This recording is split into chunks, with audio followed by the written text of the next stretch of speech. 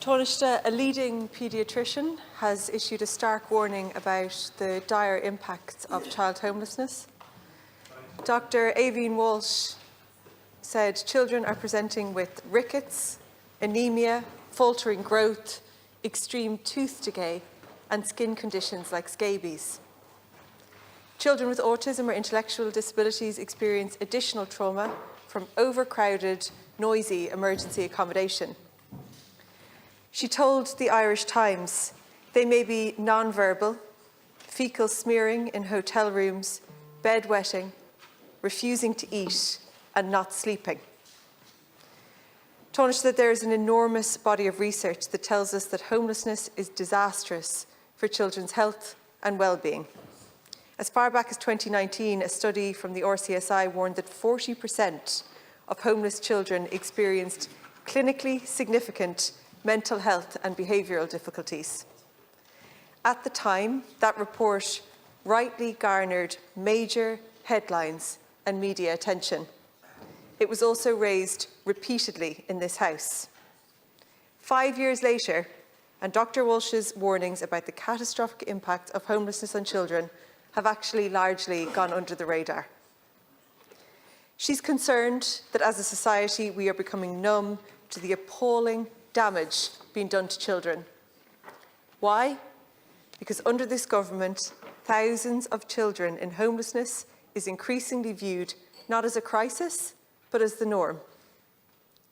Because Taoiseach, there are now 4,316 children living in emergency accommodation, and at the end of this month, we will likely find that the figure has increased again. Since this government took office, the number of children in homelessness has increased by 63%.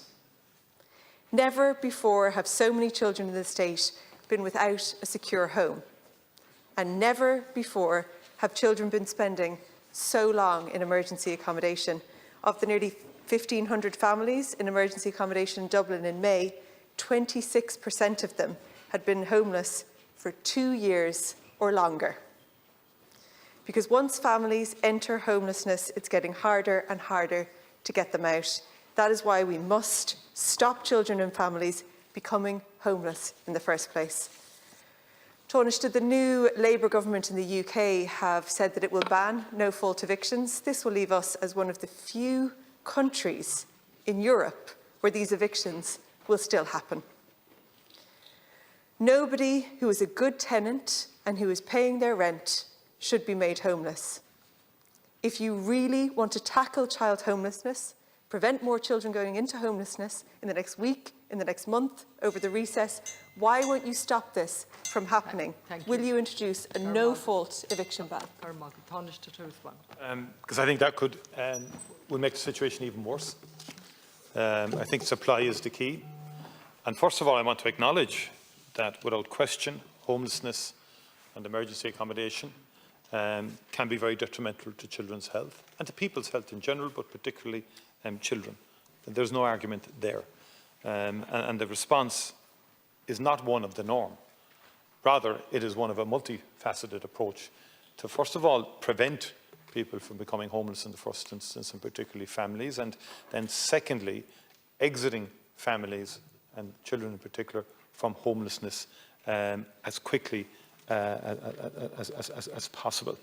And the Department of Housing worked with local authorities to bring an additional 2,000 beds into use in homeless emergency accommodation over the course of 2023. And during the first quarter of this year, about 650 households exited emergency accommodation. That's an increase of 7.2% on Q4 of 2023, and it's an increase of 18.5% on Q1 2023. And at the same time, during the same period, about over 1,000 households were prevented from entering emergency accommodation by way of a tenancy being created. That's a 59% increase on Q1 of 2023. And about close to 7,000 adult preventions and exits have been achieved over the course of 2023. And that's a 25% increase on what happened in 2022. So there's progress all in terms of the exiting and the prevention side of homelessness.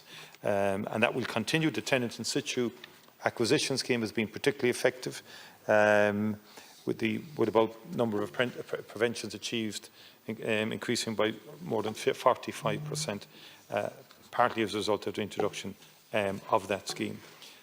Very substantial funding has been made available to specific homelessness-specific supports in terms of proper and far more supportive accommodation than hotels or anything like that, and the emergency and the family hubs in particular have been far more effective in that regard, and there's quite a substantial number of those. But nothing can be more advantageous to a child's health than the provision of a home, and supply is the key to that. And since the government came in, we've managed to facilitate the building of 110,000 homes, and last year over 30,000, up to 12,000 last year in terms of delivery of social homes, and that is the key. Now, there are growing numbers, and in some instances coming into the country directly to avail of emergency accommodation from Europe. That happens, and in that context you have a challenge in terms of under the framework not being eligible for social housing, but does require emergency accommodation. So there's many factors, but the key, in my view, is prevention, and then rapid exit from homelessness as quickly as they can, and the most effective way to do that is supply of more houses. So this week, a primary school teacher told me about an incredibly upsetting incident in their classroom. This week, a primary school teacher told me about an incredibly upsetting incident in their classroom, where they asked the children to draw out their house and mark the name of the rooms as Gaeilge. And one child got very upset and whispered to their teacher that they couldn't do the exercise because they didn't have a home.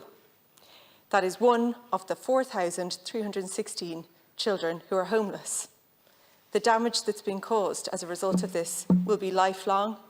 The upset, the stress, the lack of proper nutrition, the cramped and unsuitable accommodation, the noise, the inability to have friends come over to play, the lack of security, the lack of a home is causing major trauma.